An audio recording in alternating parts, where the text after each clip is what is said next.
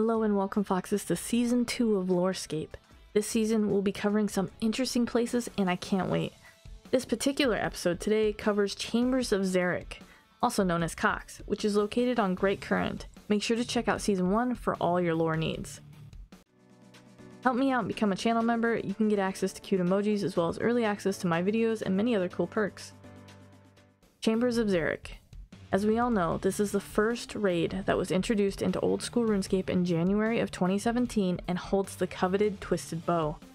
It's a sprawling cave system located inside Mount Quidamortum in the Kebos lowlands and houses 7 deadly bosses. King Shazian VII sent a team to investigate Mount Quidamortum in the 36th decade before his demise, but none of the expedition returned, leading him to believe it was a very dangerous place. After his demise, when Lord Xeric took over Great Current, he ruled until the 47th decade, until he was forcibly exiled. He fled past the Kebos lowlands to Mount Quidamortum with his most loyal followers. Having nowhere else to go, he decided to explore the caverns beneath the mountain. This led him to find magical crystals that hold immense powers. In order to harness the power of the crystals, he created the Chambers of Xeric. The Xerician monsters that live within the chambers are the Ice Demon. He is Lord of the Ice Fiends, protected by an ice storm. Lizardman Shaman. Mystic lizardmen found inside the Chambers of Xeric that are very similar to their surface counterparts. Mutadiles. This is a dog-like creature that has horribly mutated into a giant crocodilian beast.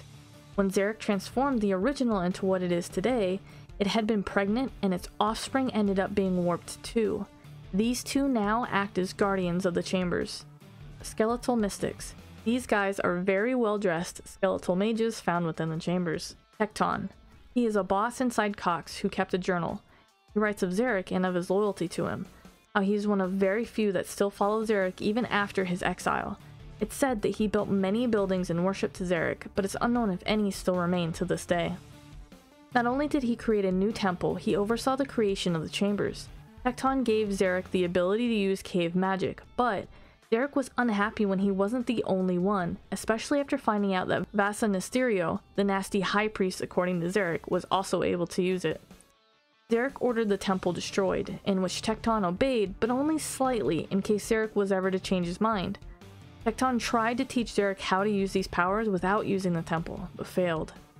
Later, Xeric took him into the chambers, gave him an indestructible body which made him immortal. He also enchanted Tecton's anvil, which allowed him to repair his new body. He gained a large amount of power, but was actually unable to manipulate the crystals, which led to Xeric's other companions making fun of him and eventually cutting him off entirely. Afraid he was no longer safe roaming about, he chooses to stay close to his anvil, improving himself, waiting for the day Xeric returns and he can serve his master once more. The Vanguards. These three rose quickly amongst Xeric's army when he ruled Great Current, each proficient in their respective fighting styles, and because of their prowess, Xeric gave them his army to lead.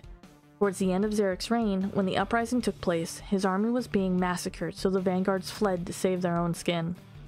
It's said that if they had stayed and done their job, Xeric might still be ruling over Great Current. Of course, Xeric took note of this and vowed that their fate would be worse than if they had stayed and died in his service.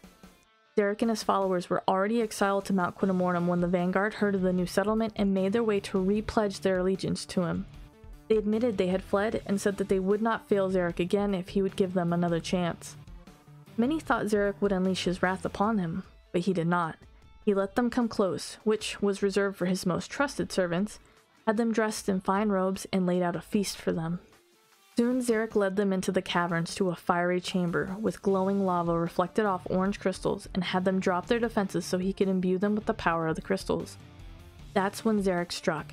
The Vanguards knew they were in trouble, howling in pain as their bodies twisted and withered. They melted to the floor and with the wave of Xeric's hand, they remolded into lumps at Xeric's feet. It was obvious their souls had been destroyed as there was no light in their eyes.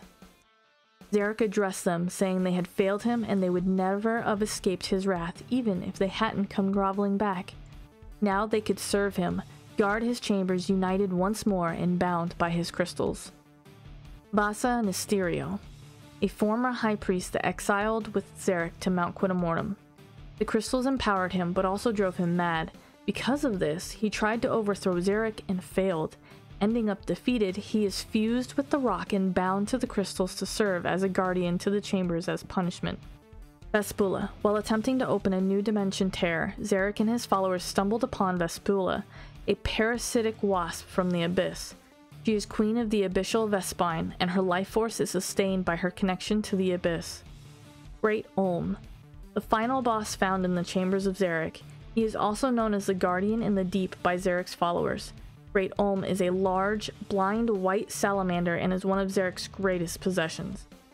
That's everything I have on Foxx. Thanks for watching and tune in next week for a Theater of Blood's lore video.